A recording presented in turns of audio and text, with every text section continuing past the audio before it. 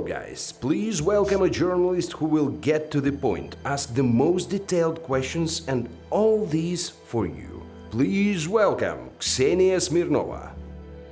Welcome to The Gaze. I'm glad to be with you on a digital platform of the New Europe, a platform we will show you all the important events in the different regions, which ultimately affect the safe standard of living, and we will talk about it with our experts. I'm Ksenia Smirnova, and this is my show, Talk for More Details. And today we will talk about the world weapons, how the world is changing, and how it plans to protect itself. About the militarization of the world economies and sure of the new military technologies.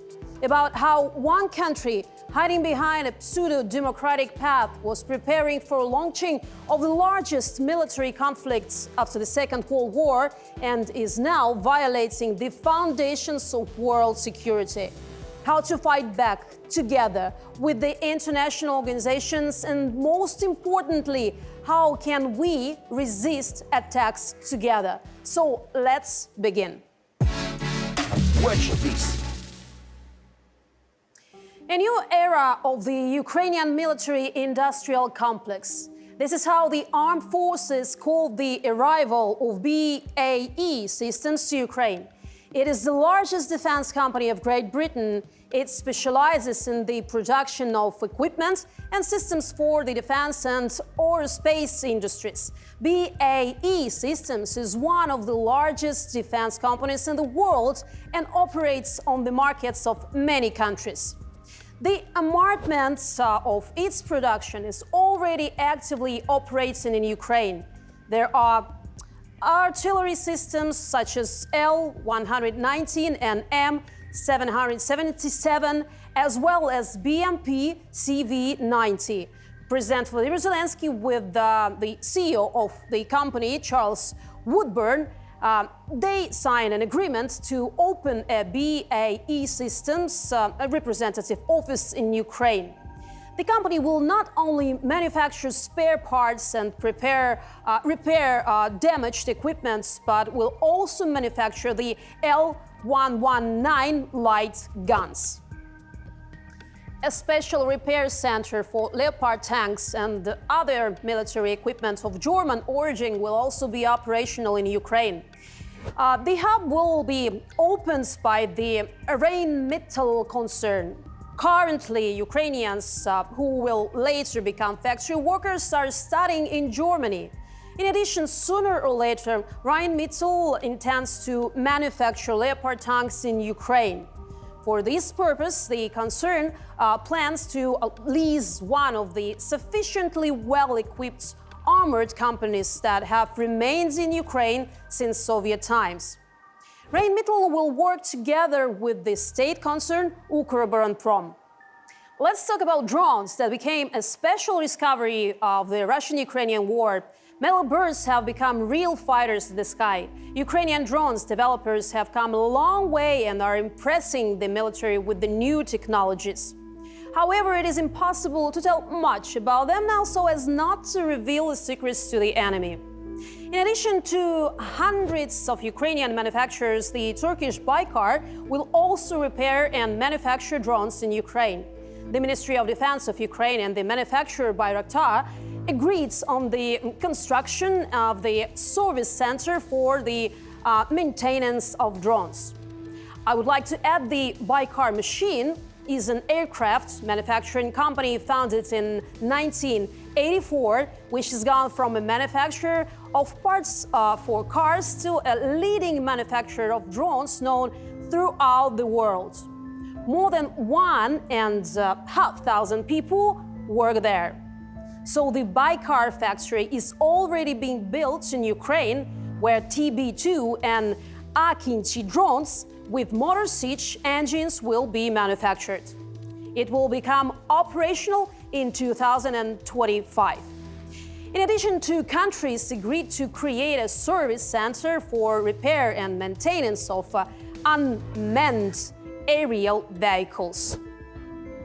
In addition to military interests, the political issue of cooperation in the military sector of Ukraine with the Turkish side has now become urgent, given the failed results of the negotiations between Erdogan and Putin in Sochi on the grain agreements.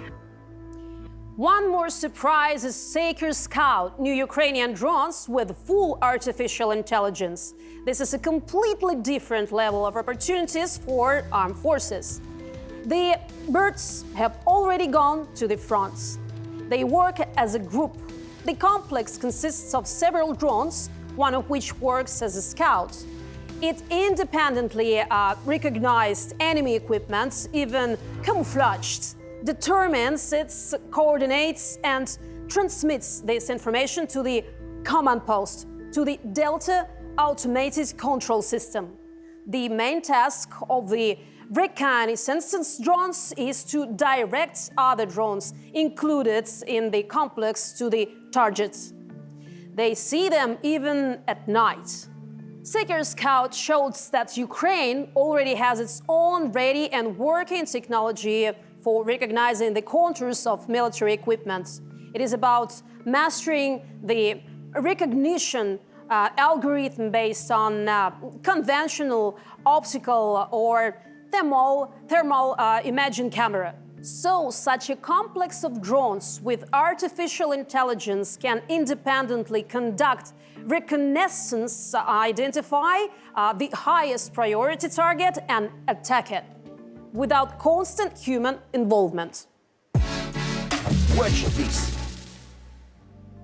So, except for human overview of world military equipment, I have a question for our artificial intelligence. So, what other new technologies, such as artificial intelligence and autonomous weapon systems, are affecting the military weapons landscape and international security? Reduced risk to human soldiers. Autonomous weapons can perform dangerous tasks without risking human lives. This shifts the dynamics of warfare and can lead to changes in military strategies. Ethical concerns. The use of AI in warfare raises ethical questions, as it can lead to decisions being made by algorithms. Ensuring responsible AI use is crucial to prevent unintended consequences. Strategic balance. Nations with advanced AI and autonomous weapon capabilities gain a strategic advantage, potentially reshaping international power dynamics. But Ukraine is still waiting for real monsters in the sky. It is about F-16 fighters. More than 10 countries, the international partners, have united in the so-called air coalition. First, the Ukrainian military must undergo professional training. It has already started. The schools were led by Denmark and the Netherlands. It was Amsterdam that announced that it intends to transfer almost all of its 42 F-16 aircrafts to Ukraine, and Denmark will give another 19. In total, Ukraine needs at least 160 fighter jets. The president of Ukraine said it will be precisely that powerful air fleet that will not give Russia any opportunity to dominate the sky, Zelensky believes. The president emphasizes that F-16s are not needed for offensive actions, but to defend our land, our sea, and our sky. There's already an agreement with international partners on the transfer of about 50 aircraft to Ukraine. The Ukrainian Ministry of Defense believes that combat aircraft will be in service with the armed forces only in the spring of next year. The transfer is also delayed due to the fact that it is necessary to develop the logistics of preparing the maintenance of these equipment. Along with pilots, engineers also study abroad, who will then be able to repair the F-16. What is very important is that these incredible birds will carry Shadow Storm missiles, which are provided to Ukraine by its strategic partner and ally, it's Great Britain. Speaking of Great Britain, we welcome Grant Shapps as the new Minister of Defense, who is a great friend of Ukraine and declares his support. It is also worth very much that Great Britain will hand over Stimeter armored reconnaissance vehicles to Ukraine after they have been prepared by RBSL specialists. Watch this. Let's talk about our neighboring Poland that is rearming after the full-scale Russian invasion of Ukraine. The country on the eastern flank of NATO undertook to update its army. This is the largest re-equipment in Polish history. According to the already conducted contacts, the ground forces of Poland will be strengthened with hundreds of Abrams and K2 tanks, artillery installations, missile systems, and combat vehicles. And this is not to mention the Javelin, grenade launchers, and drones. In addition, NATO itself is strengthening its east. A logistics center for alliance weapons was opened in Poland. This is a military complex of logistics and equipment that can accommodate thousands of units of military equipment. The base is located in Powica. This is the largest infrastructure project transferred by NATO and the United States in the last 30 years. The complex was built on the model of US bases. Tanks, BMPs, artillery, technical security vehicles, and self-propelled bridges will be stored in warehouses. In total, approximately 2,700 weapons will be deployed. In addition, Poland launched a large-scale repair operation to return the battlefield equipment that was damaged on the battlefields in Ukraine. It is repaired at Polish plants with increased intensity. Also supports the armed forces with its weapons. Of the more than 500 tanks that Ukraine received from international partners, 300 were handed over to Kiev by Poland. And it was from Poland that Ukrainian pilots received MiG-29 fighters. Polish arms production plants also increased their capacity several times, in particular in order to provide the Ukrainian military with supplies. The NATO coalition, Poland and Ukraine, are super strong alliance capable of creating an impenetrable wall between Europe and dictatorial Russia. And this is the footage of the Russian occupiers leaving their burned equipment, fleeing from the armed forces. Many Russian trophies fall into the hands of Ukrainian defenders intact. But what is not suitable, the military disassembles into spare parts. It will be necessary.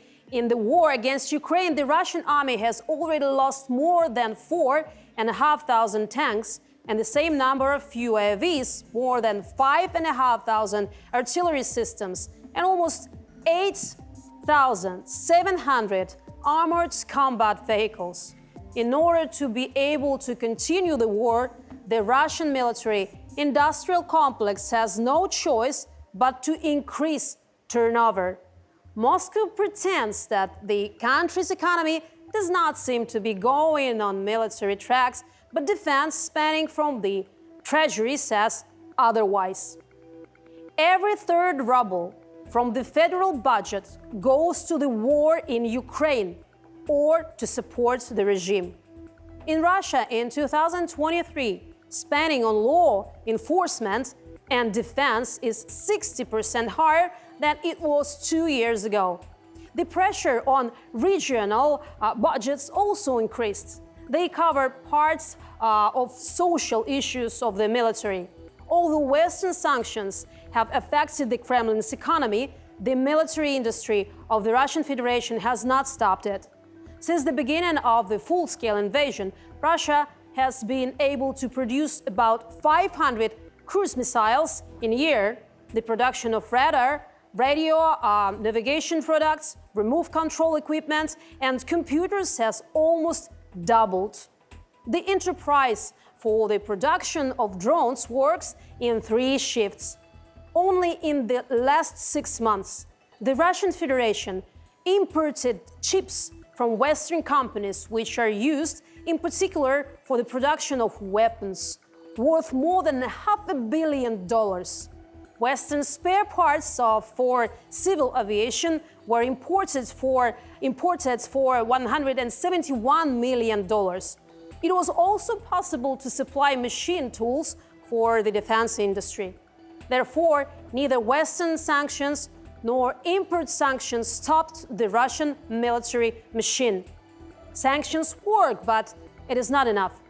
The Russian Federation has learned to bypass them often, and the population either doesn't notice them because they are used to live in constant restrictions, and they even like it.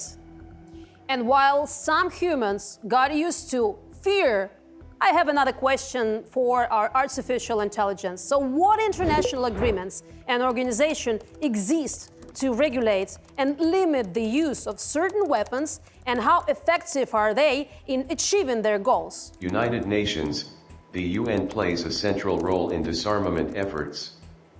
It promotes arms control and disarmament through various bodies and initiatives, such as the Disarmament Division of the UN Office for Disarmament Affairs and the Arms Trade Treaty aimed at regulating international arms transfers. Convention on Certain Conventional Weapons, this treaty, along with the Geneva Conventions, addresses the use of certain conventional weapons that cause unnecessary suffering or are considered inhumane.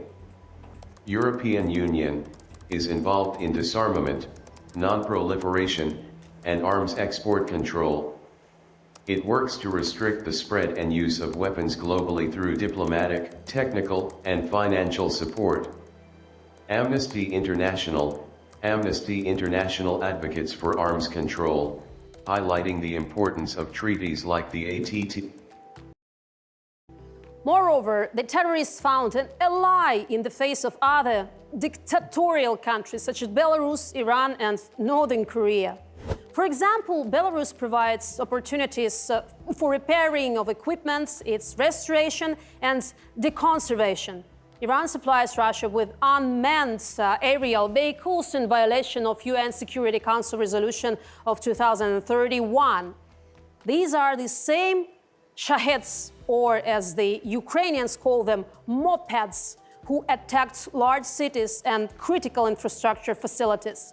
Russia receives small batches of Iranian UAVs by air transport and larger supplies with the help of ships from Iran via the Caspian Sea. A number of countries have even imposed sanctions against Iran for helping Moscow wage war, but Tehran has not yet stopped it. North Korea is more cautious, but as Ukrainian intelligence knows, Pyongyang supplied the Russian Federation with ammunition and small arms. There is also China. If it doesn't directly play along with Russian Federation, then it helps to circumvent Western sanctions. In addition, Beijing can send military and dual-purpose technologies to the Russian Federation.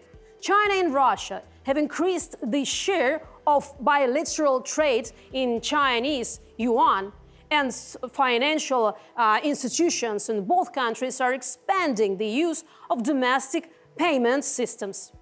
In particular, the customs documents included navigation equipments, obstacle setting technologies, and parts of fighter jets. Watch this. So to discuss all these very important questions for Ukraine and for all Europe and the safety and defense of Europe, we want to present you our guest. It's Jason Smart, political consultant. Hi, glad to see you. Good to see you as well. So I want to hear your perception of the situation in our military enterprises of Ukraine, of Europe, of collaboration between Europe and Ukraine, how it's strengthened since the year and a half already of the start of full-scale invasion of Russia into Ukraine.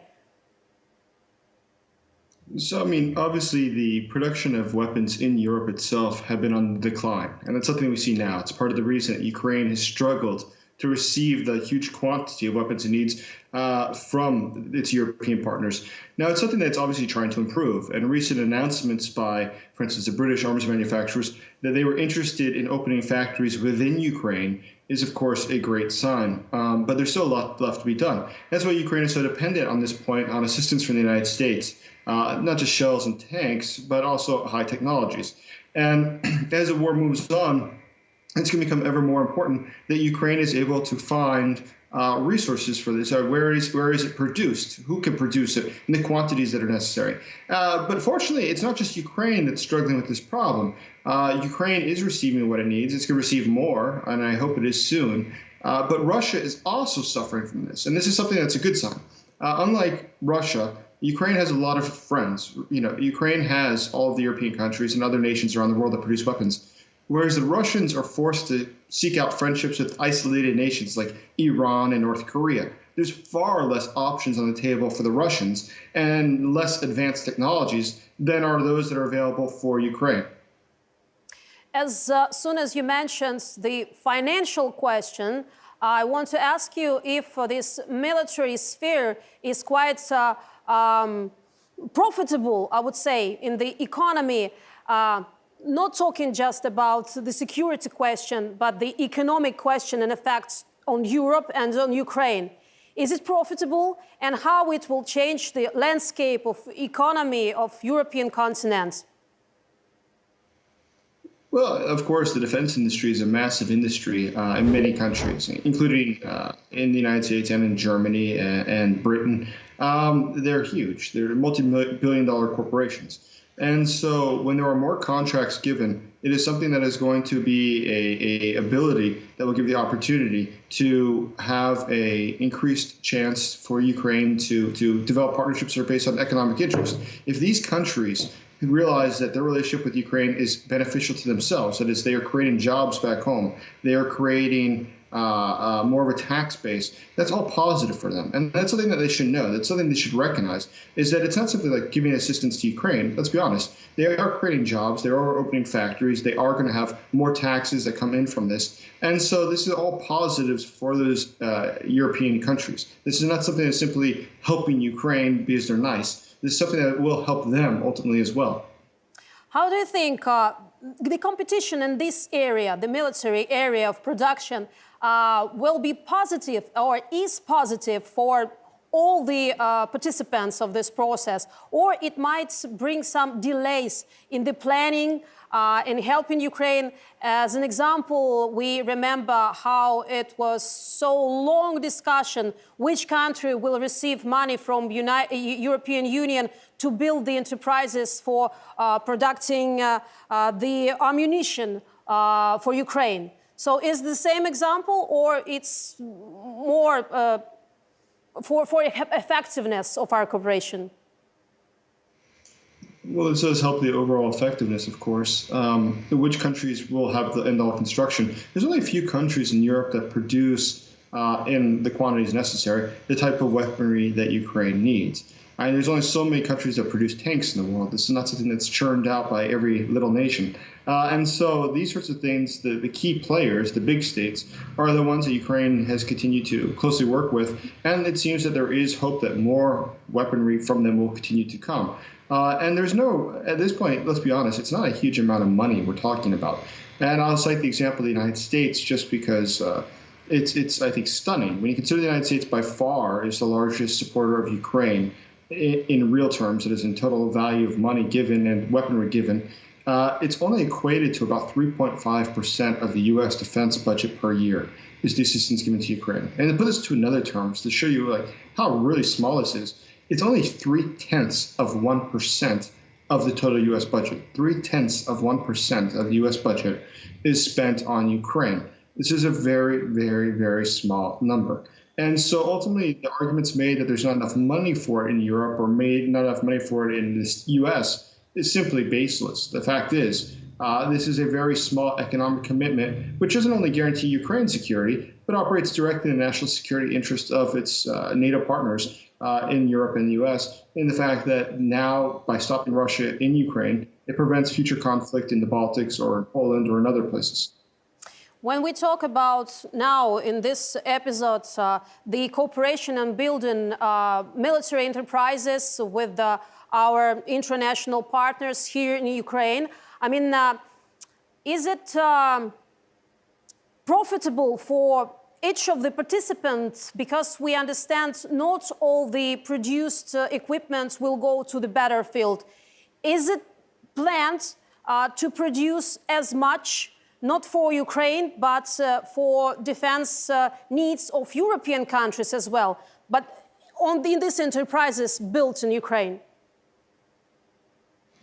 Sure. I mean, the European countries as well, due to the outbreak of this war, have realized that there's a need to increase their own security. And we've seen an increase in the amount of spending by a lot of nations because they've realized, the commitments that they've made so far, though it's supposed to be, in theory, 2% according to the NATO standards, many of them were not meeting that standard. More than that, a lot of them just sort of did not take it seriously. They did not think that there was a potential for a real threat to Europe or a real potential for Russian aggression to strike out, and that was sort of a relic of the Cold War.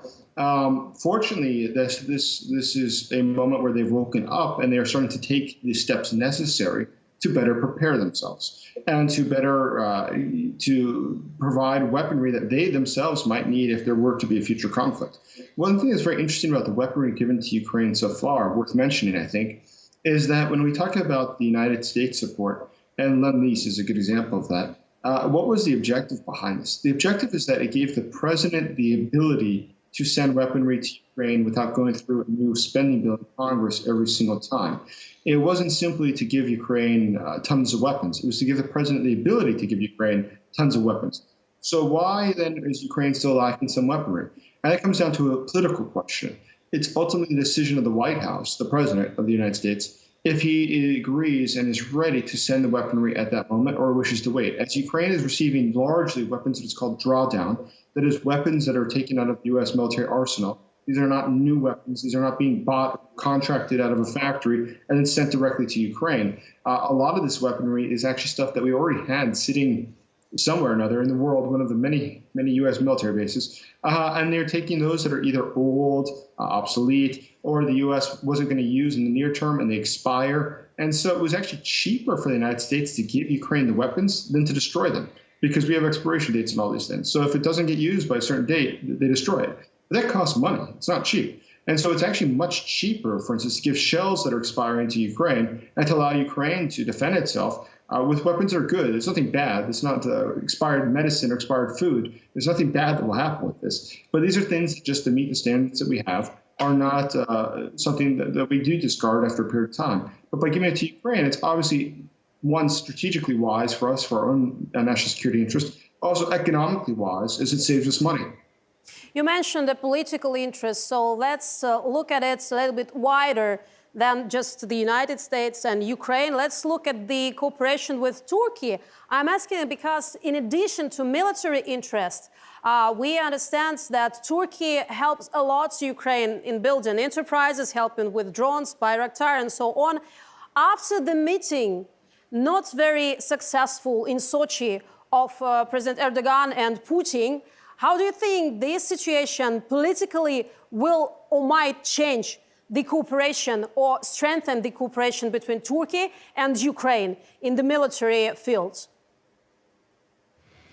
So in the case of the military field, I think that Turkey has actually probably been one of the most fascinating players in this whole show. Turkey, as everyone is aware, had historically had pretty good relations with Russia. And for that matter, Vladimir Putin himself says that he admires Erdogan, the leader of Turkey. And Turkey, though, has not been seduced by Russia, fortunately.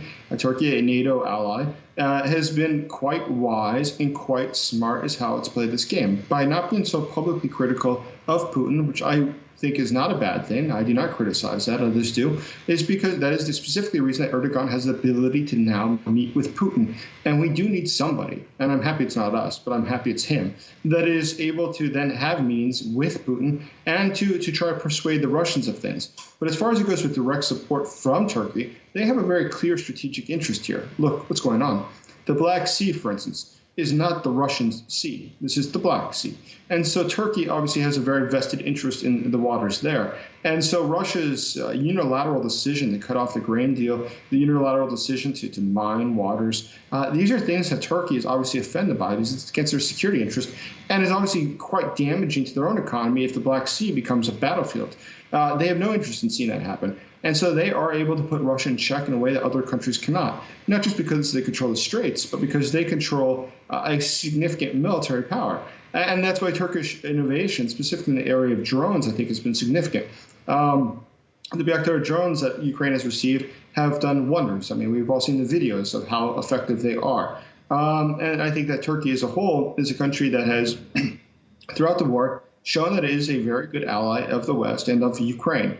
And going forward, I think that Russia has another threat coming from Turkey, which is this. Central Asia is an area which is largely Turkic-speaking, whether it's Kyrgyz or Uzbek or Kazakh, they're Turkish languages. And why that's important, Turkey has, for a couple of decades now, invested incredible sums of money to persuade those regions to warm up to Turkey.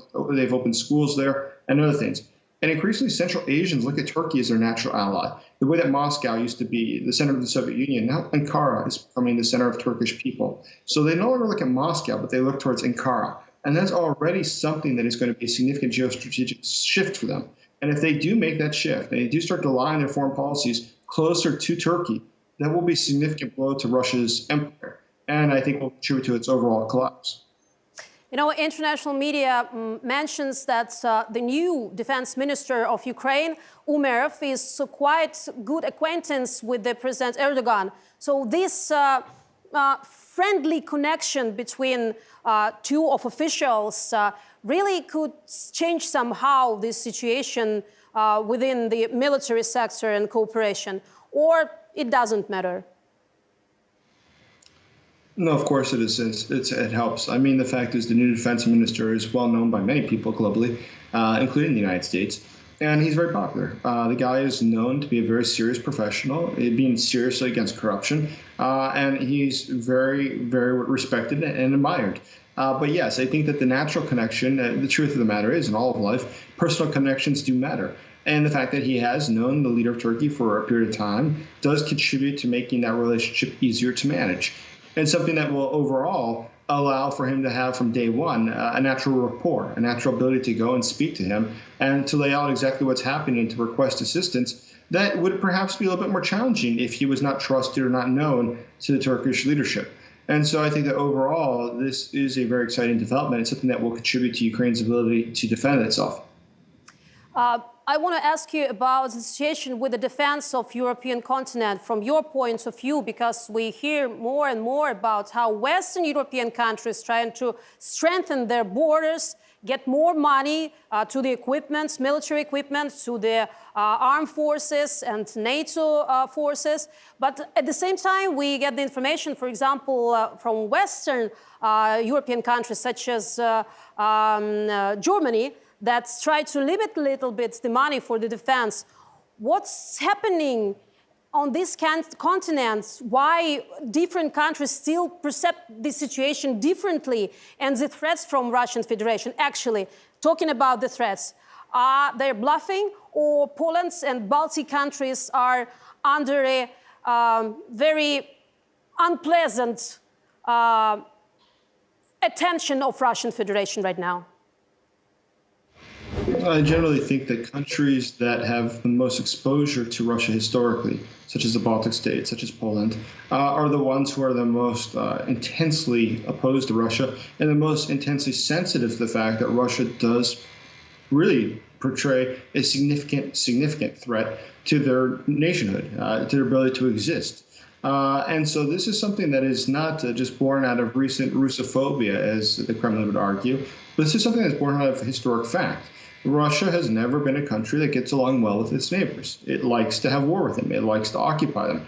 And Russia is truly, incredibly enough, a country that operates like it was the 17th century still, or 18th century. The way that they deal with foreign policy is just sort of astounding. And I think that the countries in Europe today recognize that. I mean, as Europe was moving more and more to a unified coalition through the European Union, through the Common Economic Zone, and other things like this, the Schengen zone, Europe was becoming more and more unified, and Russia was going the exact opposite direction. Russia is going in the direction of expansionism. How can it expand its nation?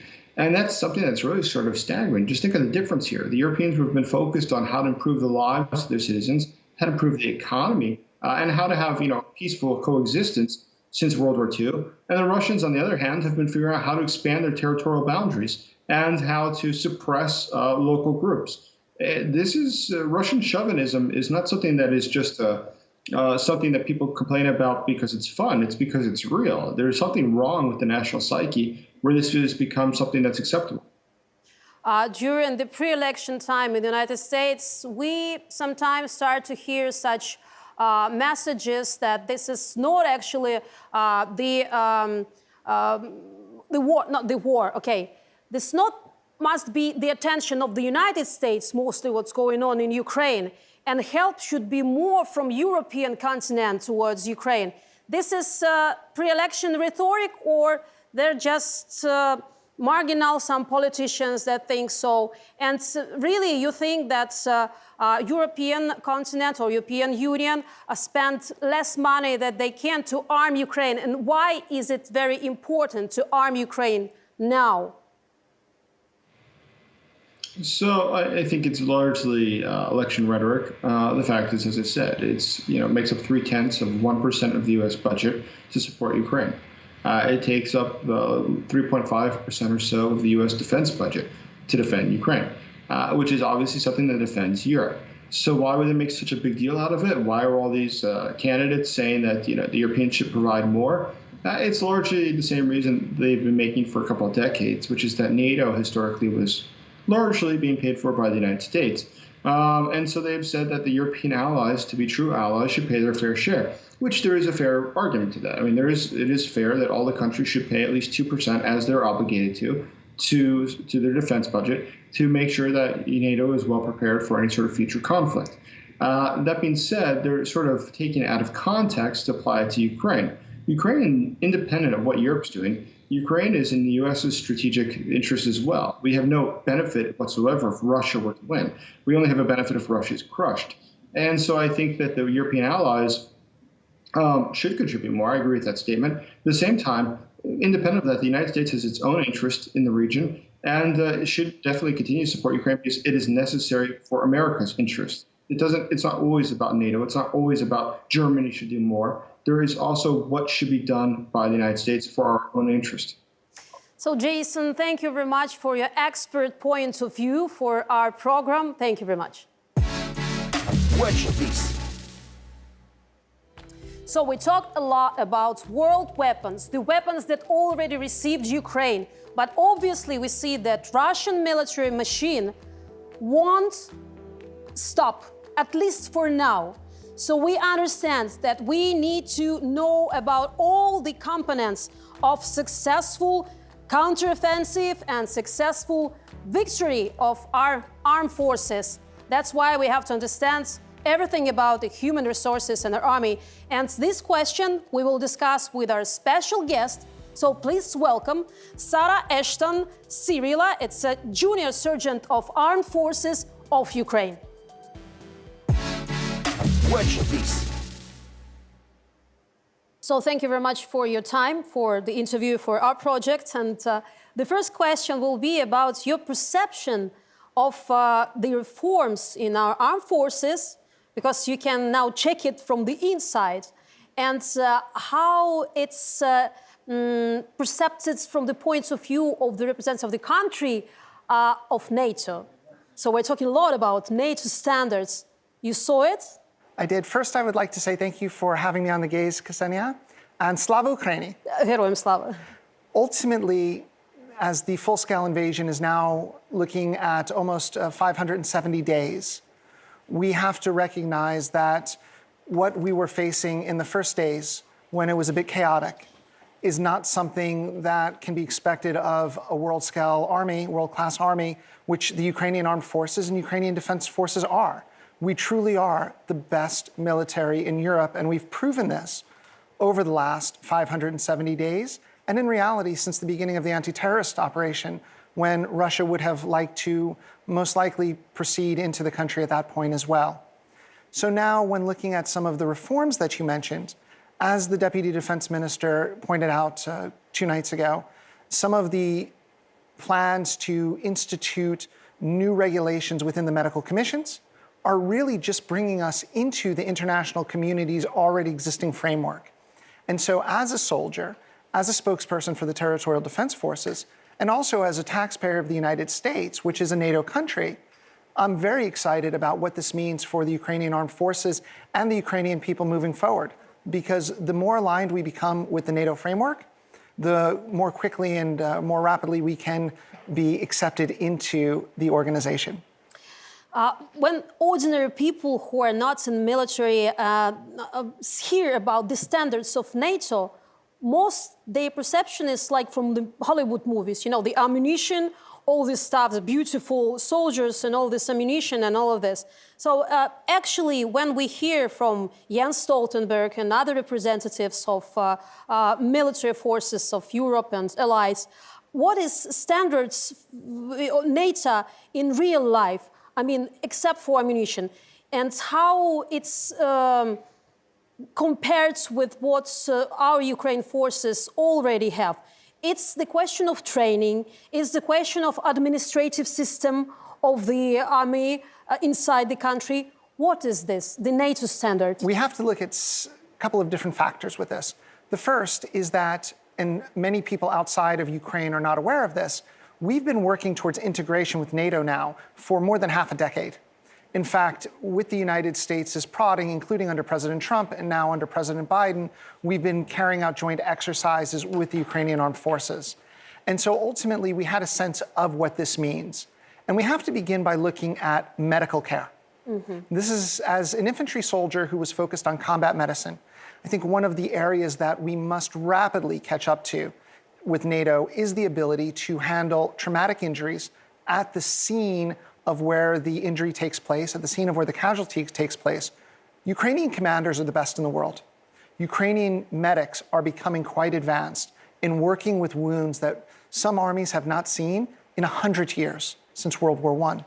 But ultimately, until we have the equipment necessary to carry out rapid evacuations, and until we have the equipment necessary to create more stabilization points in order to get our wounded heroes to the frontline hospitals, then we are still going to be suffering casualty numbers that are not in line with what other NATO countries are going through.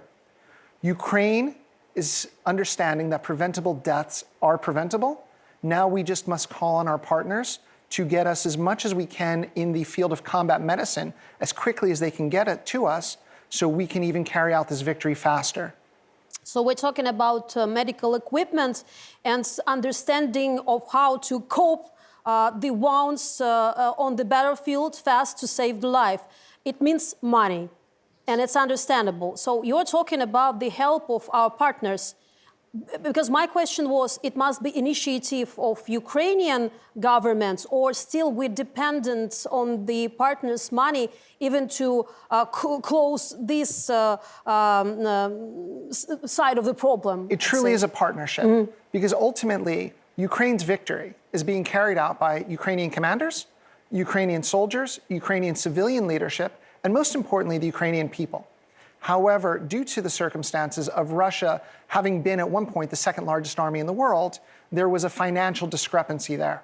The NATO partners understand what we need. We've made it very clear to them from our side. President Zelensky has made it clear, General Zaluzhny has made it clear, our Ministry of Defense has made it very clear, we need this equipment now.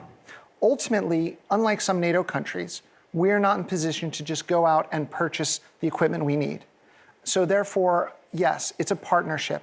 We know what we need. We've made it clear to our NATO partners what's necessary. And now comes the time for our NATO partners to not just step up in the way they've done thus far, but to rapidly accelerate their aid to Ukraine with the already existing constraints that we're dealing with, and for them to help alleviate it. Ukraine has the second greatest army in the world right now. And I'm saying this because we have been fighting for more than 570 days against a Russian invader that's fighting not within the norms of international law, but by use of terrorism, by use of war crimes, by use of equipment at much greater quantity, and with no rules when it comes to how they're carrying out battle. Here we are, a country of 40+ million people, where half of our military from the Territorial Defense Forces were civilians in the run-up to the war. And we are carrying out a victory step by step, making steady progress, leading towards the full deoccupation of Ukraine, a return to the country's 1991 legally recognized borders, and the implementation of President Zelensky's 10-point peace formula. What does that mean? It means we've done it with, as we would say in English, one hand tied behind our back. And that is why I've just stated that Ukraine has the second strongest army in the world, behind the United States of America. Ultimately, as other nations would have to be called into conflict, called into war, we would then see how they would act within the battle. But currently, knowing our commanders and knowing the soldiers and the Ukrainian people that have carried out this victory thus far and a continuation to the liberation of Ukraine, I feel comfortable in stating that.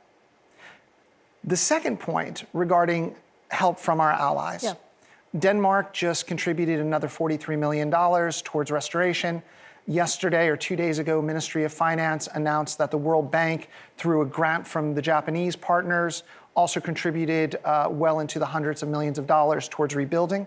So what our allies understand, and the reason I brought those up, is they understand our victory and our impending deoccupation of Ukraine and the return to the 1991 borders signifies a democratic bastion on the eastern front of Europe that is not going to crumble in the face of tyranny and in the face of Russian fascism. And that's why they're already supplying money towards the future. Ukraine isn't just winning today, Ukraine is winning the future. And when it comes to the weapons, we've seen our individual allies, such as the United States of America, such as the United Kingdom, such as the French with the Storm Shadows, such as the Germans, who have really stepped up in providing us a tremendous amount of ammunitions, both small arms and heavier ammunitions, to gather around, coalesce around the Ukrainian people. They're not giving to the military, they're not giving to the leadership of Ukraine. They're giving to the people of Ukraine, who said, we will not crumble in the face of this Russian invasion, no matter what the world thinks. No one in Ukraine thought that they were going to lose to the Russians. And now the world has understood that for 19+ months.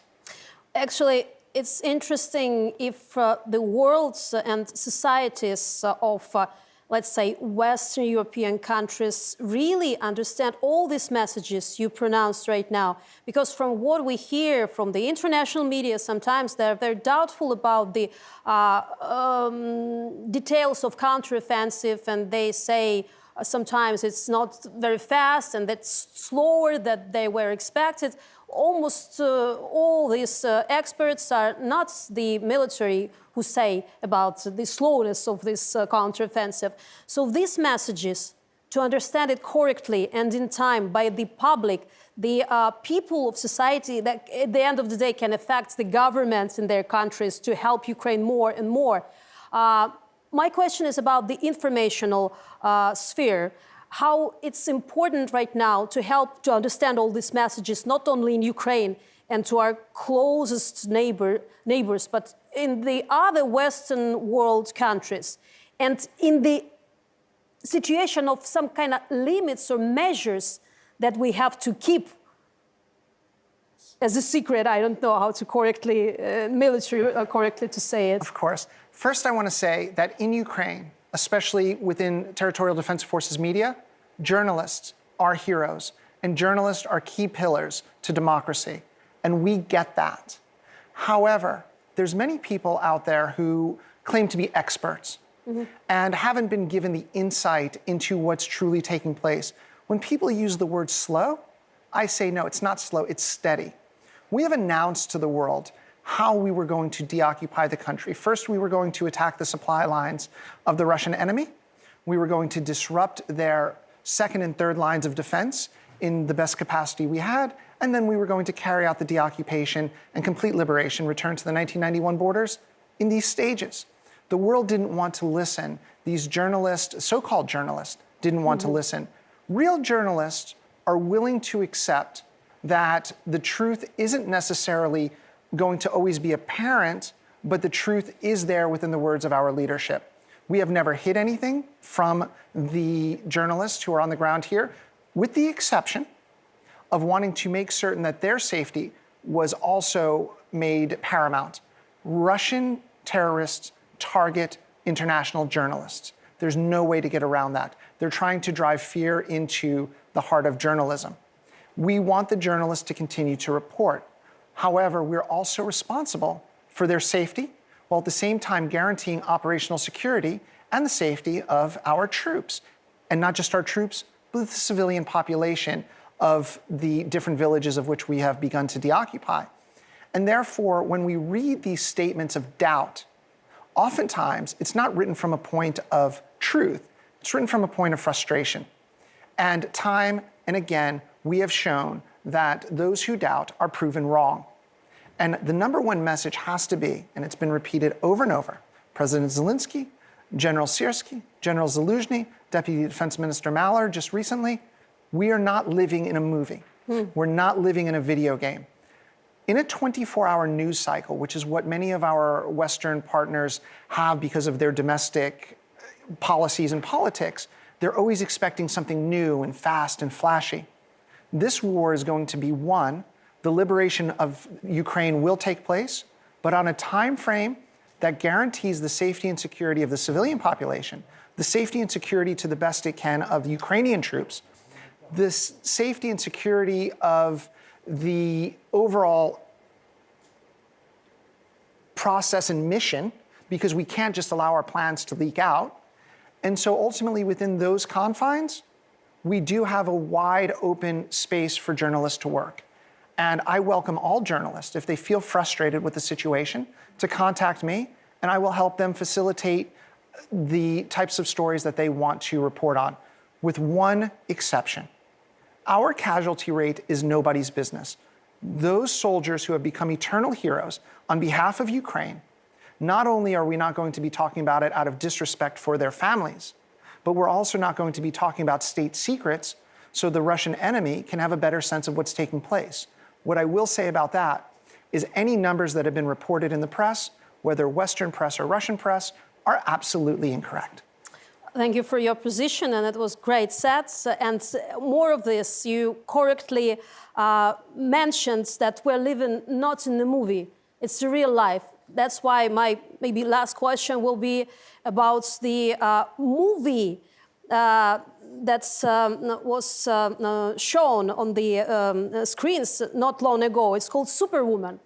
Why I'm asking this question about Superwoman? Because from the very beginning of full-scale invasion, our women in Ukraine showed such a huge bravery in defending their country in each place they can, that it was very surprising for the world. And now it's interesting for me how's going on in the army. I mean, how to attract women to the army, how support women in the Ukrainian army, and why it is very important to Ukrainian army, because we always look at other countries such as Israel model and others. So what do I have to do to attract and support women in Ukrainian army?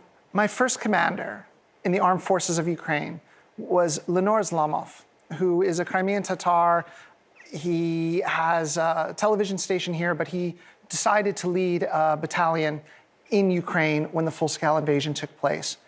And as one of the original members of his battalion, he went out of his way to recruit female volunteers to service because he understood that women have such a strong consistency and ability to not feel the same fear under certain cases due to a variety of factors over the course of time. And I want all women to understand that the armed forces of Ukraine has a space for them, whether it's something at the front, whether it's something within the medical community, or whether it's something here in Kyiv. The armed forces not only accepts you, but the armed forces of Ukraine is going to guarantee that you have a fair ability to carry out tasks on behalf of liberation, on behalf of liberty, while at the same time accepting and understanding the challenges that females go through. We've seen this with the creation of special uniforms that fit a woman's body better, special plate carriers that allow them to adjust better to a woman's top area.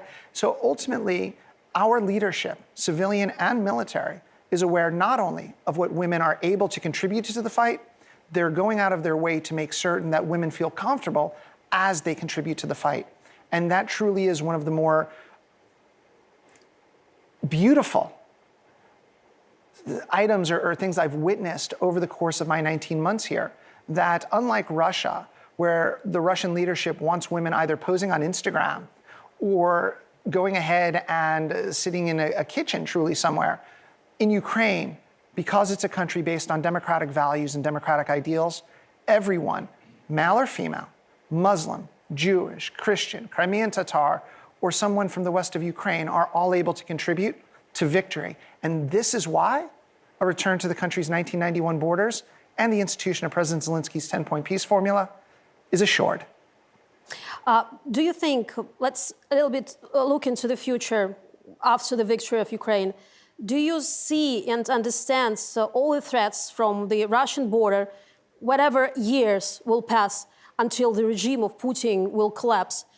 Do we need to use the model, I mentioned Israel, when all the teenagers, after teenagers' age, have to serve in the army, or you see the most useful model, as in Western countries, as a contract army? In our Ukrainian situation, what will be the best from your point of view? We saw in the United States where we had a draft, but we also saw more recently with a NATO country, meaning Germany, where there was mandatory service, either civil service or military service, even during time of peace. Ultimately, looking at it from the outside perspective of somebody who's a little bit older than the teen years, but with somebody who has an adult child who's in that age group, I absolutely think that everyone should be wanting to sign up to serve, and that a call to service, even if it's under a mandatory sense, be it through military or civil service, is very good for the strength and fabric of society. It gives everyone an opportunity to contribute, and it helps build skills. Our leadership in Ukraine truly is among the best in the world. And so for a young person to have an opportunity to learn from these commanders or to learn from some of these social society leaders is something that they should be embracing. And so I don't think it's a negative to make this call for a general service to young people of the country. So thank you very much for your answers. Thank you very much for your time. And obviously, thank you very much for serving Ukrainian people and helping, supporting them however you can. Thank you. It's a pleasure. Thank you, Ksenia.